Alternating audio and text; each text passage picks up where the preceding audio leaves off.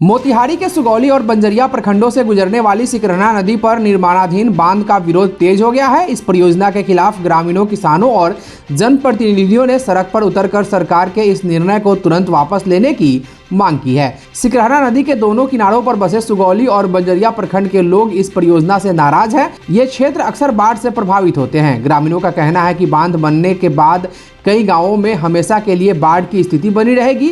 उपजाऊ भूमि पर बालू जमा हो जाएगा, जिससे खेती प्रभावित होगी। लगभग 30,000 जनसंख्या वाले घरों को विस्थापन और कई कठिनाइयों का सामना करना पड़ेगा। मोतिहारी के पत्रकार भवन में आयोजित एक प्रेस वार्ता में विपक्षी दल के विधायकों और नेताओं ने सरकार के इस निर्णय की आलोचना की। पूर्व मंत्री शमीम अहमद और रामचंद्र सहनी ने कहा कि रिंग बांध बनने से किसानों और ग्रामीणों की समस्याएं और बढ़ेंगी। वहीं एमएलसी महेश्वर सिंह ने इसे स्थानीय लोगों के लिए विनाशकारी बताया। सभी ने एक स्वर में सरकार से रिंग बांध का निर्माण रोकने की अपील की। राजद के जिला अध्यक्ष और कल्याणपुर विधायक मनोज यादव ने सरकार को चेतावनी देते हुए कहा कि अगर सरकार ने तुरंत निर्णय वापस नहीं लिया तो आंदोलन तेज किया जाएगा। सभी स्थानीय लोग, किसान और जनप्रतिनिधि मिलकर विरोध प्रदर्शन करेंगे। आपको बता दें कि सरकार ने मझौलिया से बंजरिया तक रिंग बांध बनाने का निर्णय बाढ़ से बचाव के लिए लिया है, लेकिन ग्रामीणों और जनप्रतिनिधियों का मानना है कि यह परियोजना लाभकारी होने के बजाय नुकसानदेह साबित होगी। ग्रामीणों और जनप्रतिनिधियों ने सरकार को चेतावनी दी है कि अगर बांध निर्माण का कार्य तुरंत नहीं रोका गया तो वे बड़े स्तर पर आंदोलन करेंगे। बताया गया कि इस विरोध में सभी राजनीतिक दलों और संगठनों से सहयोग लेने की तैयारी हो रही है। हम लोग भी विश्वस्तरीय के बैठक में इस मुद्दा को मंत्री जी उठाए थे, डॉक्टर शमीम साहब, कि बांध बांधना बहुत जगह जरूरी है। बिहार में, पूर्वी चंपारण में, जहाँ बहुत आवश्यक है। यह बांध वहाँ बांधने का प्रयास हो रहा है जहाँ आज तक कभी बाढ़ नहीं आया है। जैसे एक जगह लोग न्यूज में दिखा रहा था कि एक जगह पुल बन गया है, वहाँ चौवर में पुल बन गया है जहाँ कोई पुल का आवश्यकता नहीं। इस सरकार में बहुत सारा ऐसा काम हो रहा है जो किसी को जरूरत नहीं है। जहाँ जरूरत है वहाँ हो। सैकड़ों, हजारों गांव, हजारों एकड़ ज़मीन जो खेती वाला ज़मीन है, बहुत उर्वरा। ये कोई पार्टी पॉलिटिक्स वाला मुद्दा नहीं है। सभी दल के लोग, सभी पार्टी के लोग, भाजपा के, जदयू के, राष्ट्रीय जनता दल के, कांग्रेस के, सारे लोग इसके विरोध में हैं। एक ही मांग है। 1978 में जो बांध का प्रावधान हुआ था, जो मधुबन से लेकर के कटहा होते हुए चनपटिया तक, तो ये कुछ एरिया में मधुबन से कटहा तक बंधा, लेकिन बीच में जन विरोध के कारण इस कार्य को रोक दिया गया।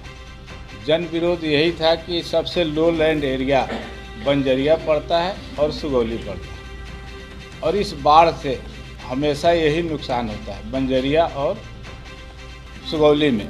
और इसमें 2 दर्जन से ज़्यादा नदियाँ आकर के सिकरहना में मिलती है, जो उत्तर से दक्षिण की दिशा में। और ये बांध जो है सिकरहना नदी के दाहिने तट पे है।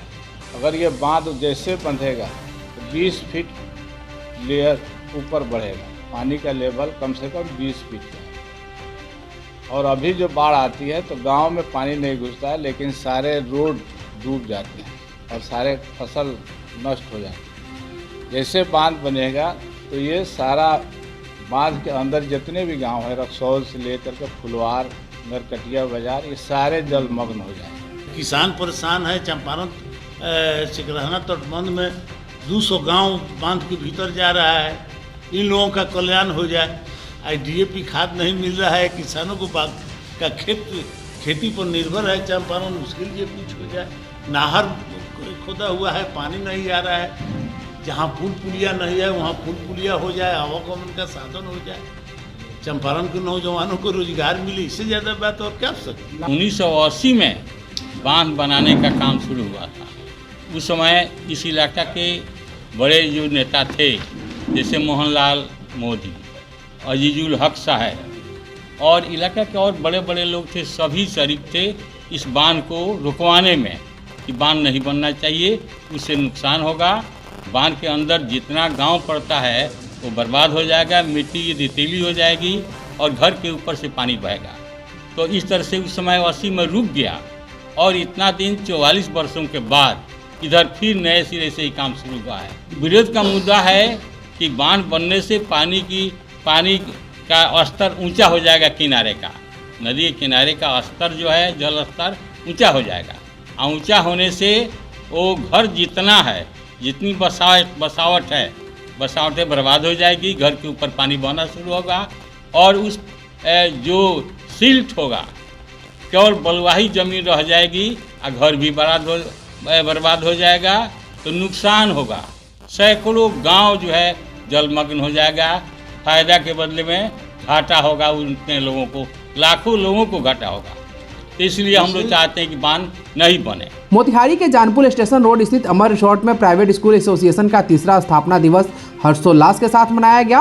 कार्यक्रम में विभिन्न स्कूलों के छात्रों ने अपनी शानदार प्रस्तुतियों से मुख्य अतिथि और उपस्थित दर्शकों का मन मोह लिया। समारोह का शुभारंभ दीप प्रज्वलन के साथ हुआ, जिसमें गणमान्य अतिथियों को शॉल और पुष्पगुच्छ देकर सम्मानित किया गया। आपको बता दें कि 150 से अधिक स्कूलों के प्रतिनिधियों ने इस समारोह में भाग लिया। छात्रों द्वारा विभिन्न सांस्कृतिक कार्यक्रम प्रस्तुत किए गए, जो आयोजन का मुख्य आकर्षण रहा। संगठन के अध्यक्ष डॉक्टर CB सिंह ने बताया कि यह संगठन छोटे और बड़े सभी निजी स्कूलों की समस्याओं को उठाने और उनके समाधान के लिए कार्यरत है। उन्होंने कहा कि निजी विद्यालय संगठन तेजी से आगे बढ़ रहा है और अपने तीसरे वार्षिक उत्सव का आयोजन करना गर्व का विषय है। उन्होंने यह भी बताया कि संगठन स्कूल संचालन में आने वाली समस्याओं के समाधान के लिए हमेशा तत्पर रहता है। समारोह के दौरान निजी विद्यालयों के संचालन में आ रही समस्याओं और उनके समाधान पर गहन चर्चा की गई। बच्चों ने विभिन्न सांस्कृतिक कार्यक्रमों में भाग लिया, जिससे पूरी कार्यक्रम में उत्साह का माहौल बना रहा। पूर्वी चंपारण का यह तीसरा वार्षिक उत्सव है। हम लोगों ने पूरे चंपारण से जो भी हमारे प्राइवेट स्कूल्स हैं, उनके डायरेक्टर्स, प्रिंसिपल्स आए हैं। हमारे कुछ स्कूल्स के बच्चे भी आए हैं जो अपना परफॉर्मेंस यहाँ दिया है उन्होंने। हम लोग का मकसद है कि पूरे चंपारण के स्कूल का एक दूसरे से जुड़ाव हो। कोई भी परेशानी हम लोग को स्कूल में किसी को आता है, एक दूसरे का सहयोग करें और बच्चे के लिए उनके शिक्षा का उत्तम व्यवस्था हम लोग करें। किसी भी तरह की कोई परेशानी आती है, उनको शिक्षा देने में हम लोग उनको सहयोग करें। सरकार की बहुत सारी नीतियां हैं, जिसमें बहुत सारे स्कूल हैं जिनको परेशानी होती है, तो उसको हम लोग सहयोग करते हैं एक दूसरे को। दूसरा, जो एजुकेशन का अभी गवर्नमेंट का या CBSE से जो रिलेटेड स्कूल्स हैं, उनका जो एक तो गाइडलाइन आता है, उसको हम लोग फॉलो करते हैं, एक दूसरे को सहयोग करते हैं कि कैसे उसको फॉलो किया जाए। आज काफ़ी हम लोगों के लिए खुशी का दिन है कि आज मैं तीसरा वर्षगांठ मना रहा हूँ निजी विद्यालय संगठन का। इस शहर के तमाम स्कूल आज जितना हम लोग उम्मीद किए थे, सारे लोगों ने भाग लिया और बच्चों की प्रस्तुति को देख करके आज लोगों को लगा कि एक विद्यालय जो है सो निजी विद्यालय संगठन कैसे सारे विद्यालयों को जोड़ करके एक नया जो है सो आयाम देने जा रहा है। और ये सारे आज विद्यालय के निदेशक जो भी आज पहुँचे हैं, जो कुछ लोग नहीं पहुँचे हैं, सारे लोग अभी लाइव हैं, देख रहे हैं और सभी लोग प्रशंसा कर रहे हैं कि नहीं सर, ये संगठन हम लोग को एक जिंदा जो है सो एक प्लेटफॉर्म दे रहा है और इसको लेकर के हम लोग को आगे चलना है, जिसमें सारे विद्यालयों के चौमुखी विकास के लिए, हर चीज़ के लिए, सांस्कृतिक कार्यक्रम हो या फिर और भी किसी तरह का कोई अगर विद्यालय के विकास के लिए जरूरी अगर है, तो ये सारा चीज़ प्रदान कर रहा है निजी विद्यालय संगठन। बनाने की नौबत क्यों आई? जी, संगठन विद्यालय बनाने की नौबत आई इसलिए कि कुछ विद्यालय जो उपेक्षित रह जा रहे थे। हम लोगों के जो बड़े बड़े विद्यालय की जो सोच होती है, जो शिक्षा को अलग रूप में देखा जाता है और हम शिक्षा को, गुणवत्ता को बरकरार रखने के लिए नीचे वाले विद्यालय जो हैं, नीचे स्तर के विद्यालय, उनको उठाना चाह रहे हैं। इसलिए संगठन जब तक नहीं बनाते, ये सारे विद्यालय हमारे साथ नहीं जुड़ते। हम इंडिविजुअल बेसिस पर किसी विद्यालय, 2-4 विद्यालय को प्रेरित कर सकते थे, लेकिन समूह में हम किसी विद्यालय को प्रेरित नहीं कर सकते थे। इसलिए हमने संगठन को बनाया और जो मेरे विचारों से जो प्रभावित लोग जो हुए, वो हमारे साथ जुड़े। और आज का यही इसी का देन है कि सर, शहर का जितना लीडिंग स्कूल है, अनुमंडल का जितना लीडिंग स्कूल है, अभी Cambridge school, international school Raxaul, ये शांति निकेतन आदर्श विद्यालय रक्सौल, प्लस ढाका का स्कूल है, लेवाना स्कूल है, ये सारे स्कूल, उसके बाद में मधुबन रणधीर जी का स्कूल है, वो सारे स्कूल हमारे साथ जो है सो जुड़ करके आज हम लोग एक नए जो है सो शिक्षा को एक नया आयाम देने की कोशिश कर रहे हैं। आगे देखते हैं ईश्वर क्या कहते हैं। बहुत ही अच्छा आयोजन था। ये इनका तृतीय वर्ष है इस संगठन का और इनके 3 वर्ष पूरे होने के अवसर पर मैं इनको बेहद शुभकामना देता हूँ और उम्मीद करता हूँ कि ये they keep on growing and shining with brighter with every passing day. They are doing a nice work and संगठन की शक्ति जिसे कहते हैं, संगठन की शक्ति will spread uniformly throughout the participating schools and they will keep on grooming and preparing the future citizen who are not only educated but also culturally, socially responsible, knowing what is their duty and how to discharge their duty, and they will contribute towards the nation building. आज GD Goenka public school Motihari में CBSE COE Patna के तत्वाधान में competency based assessment training प्रारंभ हुआ। यह कार्यक्रम NEP 2020 और एनसीएफ 2023 के सिद्धांतों के अनुरूप तैयार किया गया है और इसका उद्देश्य शिक्षकों को नवीनतम असेसमेंट तकनीकों से सज्जित करना है जो विद्यालयों की आलोचनात्मक सोच, समस्या समाधान और व्यवहारिक शिक्षण को बढ़ावा देता है। जीडी गोयनका पब्लिक स्कूल के शिक्षकों के साथ साथ तक्षशिला स्कूल पटना और मॉडल स्कूल बेतिया के शिक्षक भी इस पहल में भाग ले रहे हैं। इस प्रशिक्षण कार्यक्रम का संचालन रिसोर्स पर्सन डॉक्टर पुष्कल गिरी और शालिनी शर्मा के द्वारा किया जा रहा है। आयोजन स्थल के निदेशक और मेजबान विद्यालय के प्रधानाचार्य डॉक्टर विनोद कुमार भाटिया ने इस प्रकार के प्रशिक्षण कार्यक्रमों के महत्व पर जोर दिया ताकि शिक्षक बदलते शैक्षणिक दृष्टिकोण के साथ अपडेट रहें और छात्रों के लिए सर्वश्रेष्ठ शिक्षण परिणाम सुनिश्चित कर सकें। पहले दिन का सत्र उत्साहवर्धक और ज्ञानवर्धक रहा, जिससे प्रतिभागी और भी अधिक सीखने के लिए उत्सुक दिखे। आज मोतिहारी के डॉक्टर रहमान मॉडल एकेडमी में एक दिवसीय कार्यशाला का आयोजन किया गया, जिसमें सरकारी राजस्व रिकॉर्ड में वक्फ संपत्तियों का पंजीकरण और हमारी जिम्मेदारियां विषय पर बातचीत हुई। गौरतलब है कि बिहार में ज़मीनों का विशेष सर्वे किया जा रहा है। हालांकि बिहार सरकार ने अभी कुछ दिनों के लिए समय बढ़ाया है। इस सर्वे में तमाम ज़मीनों का विशेष रूप से वक्फ प्रॉपर्टी का सरकारी राजस्व अभिलेख में दर्ज कराना निहायत ही जरूरी है। इस संबंध में इस कार्यशाला में इससे जुड़ी बारीकियों की जानकारी विशेषज्ञों द्वारा बिंदुवार दी गई। इस कार्यक्रम की अध्यक्षता मौलाना अमानुल्लाह साहब ने की तथा संचालन जनाब अफजल हुसैन के द्वारा किया गया। इस अवसर पर अपनी बातें रखते हुए लोगों के सवालों का मुख्य अतिथि जनाब इम्तियाज अहमद करीमी, सेवानिवृत्त मुख्य कार्यकारी अधिकारी बिहार राज्य सुन्नी वक्फ बोर्ड एवं पूर्व अध्यक्ष बिहार लोक सेवा आयोग ने इससे जुड़ी बारीकियों के बारे में विस्तार से बताया और लोगों के सवालों का जवाब दिया। इस अवसर पर जिला औकाफ कमेटी के सदर सैयद मोमिन अहमद ने वक्फ से जुड़े मुद्दों पर अपनी बातें रखी और लोगों के सवालों का जवाब देते हुए इस सर्वे में सभी धार्मिक स्थलों को दर्ज करने की अपील की। डॉक्टर तबरेज अजीज कई बिंदुओं पर लोगों को जागरूक किए। कार्यक्रम के समापन पर जनाब तनवीर खान ने लोगों का धन्यवाद ज्ञापन किया। इस अवसर पर जिले के कई सारे बुद्धिजीवी उपस्थित रहे, जिनमें जनाब अफजल हुसैन, सेक्रेटरी बिहार राफ्ता कमेटी, सैयद मोबिन अहमद, जिला औकाफ कमेटी पूर्वी चंपारण, डॉक्टर तबरेज अजीज, अध्यक्ष अंजुमन इस्लामिया मोतिहारी, शबाब रजा, सदर उर्दू लाइब्रेरी मोतिहारी, डॉक्टर परवेज अजीज, अध्यक्ष शांति समिति, मौलाना जमालुद्दीन कासमी, सेक्रेटरी जमियत उलेमा पूर्वी Champaran, doctor SM Minnatullah, Tanveer Ahmad Khan, doctor Amanul Haq सहित अन्य मौजूद थे। बिहार सरकार ने विशेष सर्वे का काम शुरू किया है। इसके बारे में बहुत सा कन्फ्यूज़न है लोगों में, तो हम लोग ये आयोजन कर रहे हैं सरकार के तायद में कि एक बड़ा इनकलाबी काम है और ये इसमें हम लोग सहयोग करें कि हर जगह कामयाबी हो जाए। आज के बाद बैठे कि फॉर्म 2 भरा जाए और इसको मुश्किल नहीं समझा जाए, बहुत आसान है और जो उसके अधिकारी हैं, जो भी समस्याएं हैं, उनसे मिलके इस काम को किया जाए। इसको मुश्किल नहीं समझा जाए, ये बहुत आसान काम है और सरकार के जो नोटिसेज आती हैं उसे अपडेट रहें और हम लोग इस काम को करें। अभी वक्फ में जो सर्वे का मसला है वो बहुत इम्पॉर्टेंट मसला है, इसलिए कि मस्जिदें, मदारिस, कब्रिस्तान हर गांव में तकरीबन बहुत सी हैं और आजकल के दौर में डिफरेंट तरीक़ों से कब्ज़ा किया जा रहा है और लिटिगेशन पैदा किया जा रहा है। इसलिए इस पर ये लोग पटना से राब्ता की तरफ से आए हैं। लोगों को ये बतलाने, सबको इकट्ठा किया गया कि इसका तरीक़ा क्या होगा और ये समझाने के लिए उससे डरने की ज़रूरत नहीं है। जो सरकार ने जो बनाया है रजिस्ट्रेशन का तरीक़ा, उसको अपनाया जाए और इन सभी चीज़ों को वक्त में रजिस्टर किया जाए, उसमें वो सेफ़ रहेगा और जो काम जैसे चल रहा है वो चलता रहेगा। ये बिहार राब्ता कमेटी एक संपर्क समिति है, इसने ये अभियान छेड़ा है।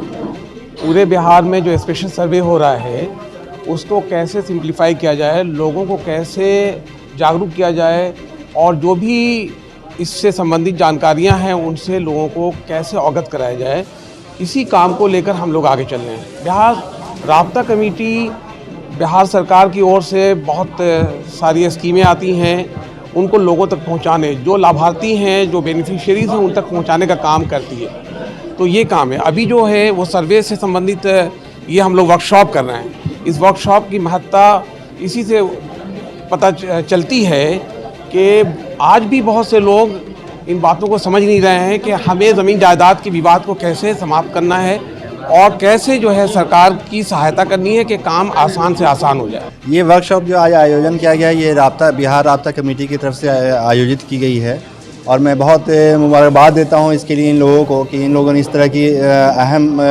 जिम्मेदारी को निभाने की कोशिश की है।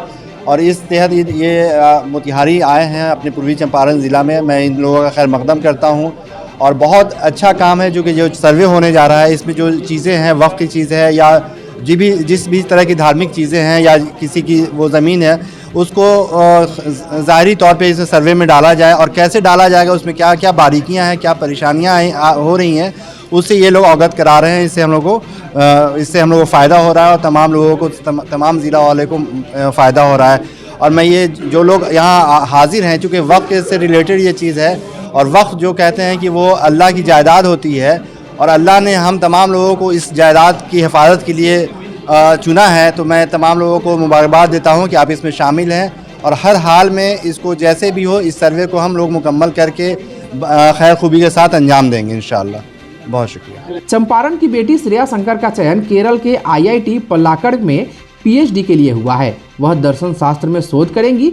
श्रेया मोतिहारी के भवानीपुर जिरात निवासी स्वर्गीय भाग्य नारायण सिंह की नतनी और शंकर सिंह पप्पू की द्वितीय पुत्री है। श्रेया ने 10वीं और 12वीं की पढ़ाई पूरी कर उच्च शिक्षा के लिए दिल्ली चली गई। दिल्ली विश्वविद्यालय के मिरांडा हाउस में उनका चयन दर्शन शास्त्र में BA ऑनर्स के लिए हुआ। इसके बाद श्रेया का चयन दिल्ली विश्वविद्यालय के कमला नेहरू कॉलेज में MA दर्शन शास्त्र के लिए हुआ। यहाँ श्रेया ने श्रमण परंपरा और इसकी नैतिकता का शोध प्रबंधन किया। अब वह चंपारण को गौरवान्वित करते हुए IIT से दर्शन शास्त्र में PhD करेगी। पिता पप्पू सिंह ने बताया कि श्रेया शंकर शुरू से ही पढ़ने में मेधावी रही हैं और उन्हें सादगीपूर्ण जीवन पसंद रहा है।